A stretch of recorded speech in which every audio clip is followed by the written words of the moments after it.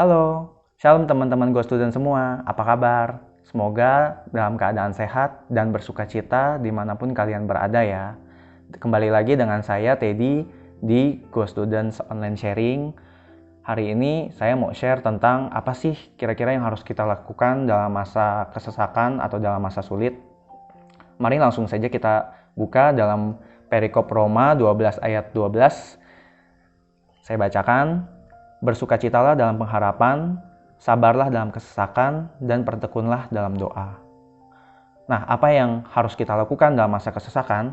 Roma 12 ayat 12 tadi menjabarkan menjadi 3 hal. Yang pertama teman-teman, tetap bersukacita. Sukacita itu memberikan kita kekuatan. Dalam Amsal 18 ayat 4 berkata, orang yang bersemangat dapat menanggung penderitaannya. Tetapi siapa akan memulihkan semangat yang patah? Kalau kita tetap bersukacita, kalau kita tetap bersemangat dalam menghadapi hidup kita dan menjalani setiap masalah dalam hidup kita, kita akan kuat dalam menghadapi setiap cobaan dan tantangan itu. Nah, kekuatan yang kita dapat dari sukacita itu membuat kita kuat menghadapi setiap cobaan yang ada. Mazmur 37 ayat 4 berkata, dan bergembiralah karena Tuhan, maka ia akan memberikan kepadamu apa yang diinginkan hatimu. Masalah apapun yang kita hadapi, tetaplah bersyukur teman-teman. Tetaplah setia, tetaplah bersukacita kepada Tuhan.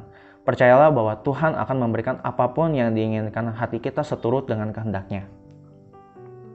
Kemudian poin kedua dari Roma 12 ayat 12 adalah bersabarlah dalam kesesakan.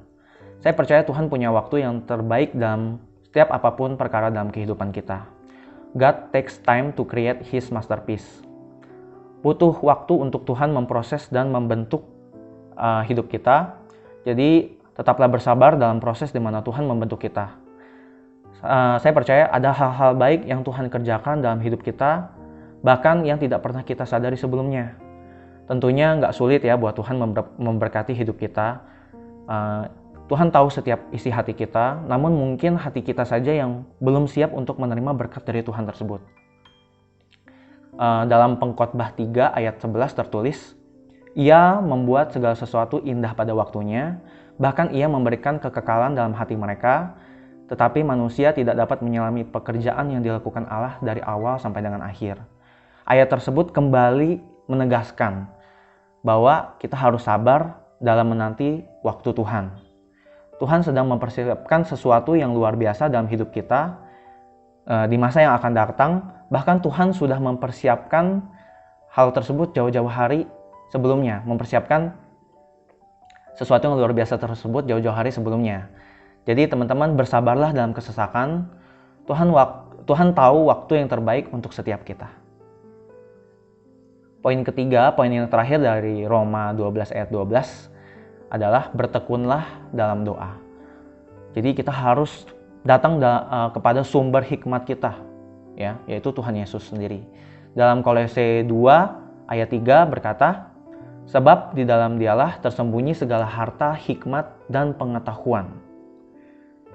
Setiap kali kita mentok nih, setiap kali kita nggak tahu nih apa yang harus kita lakukan, apa yang harus kita kerjakan dalam kehidupan kita harus selalu datang pada Tuhan. Tuhan adalah sumber hikmat kita, sumber pengharapan kita, sumber kekuatan kita.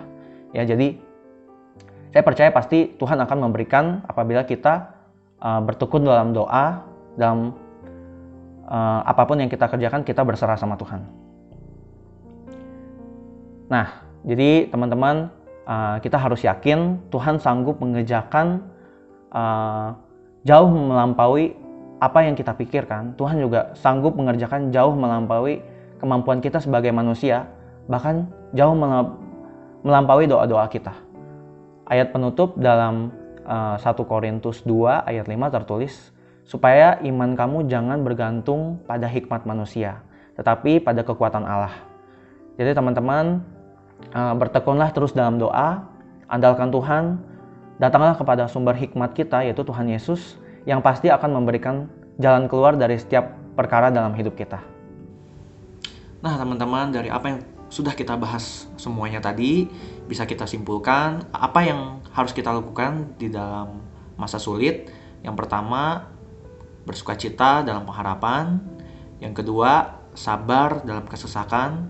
Yang terakhir, bertekunlah dalam doa. Nah, teman-teman, kira-kira itu saja yang bisa saya sampaikan hari ini. Semoga dapat menjadi rema, menjadi berkat bagi teman-teman Go Students semua sekalian. Jangan lupa untuk terus saksikan Go Students Online Sharing setiap hari Sabtu jam 3 sore di channel YouTube Go Bogor, yaitu Go Bogor Online Service, dan di Instagram Go Students @go_students. Stay safe teman-teman semua, stay healthy dimanapun kalian berada. Tuhan Yesus memberkati. Terima kasih.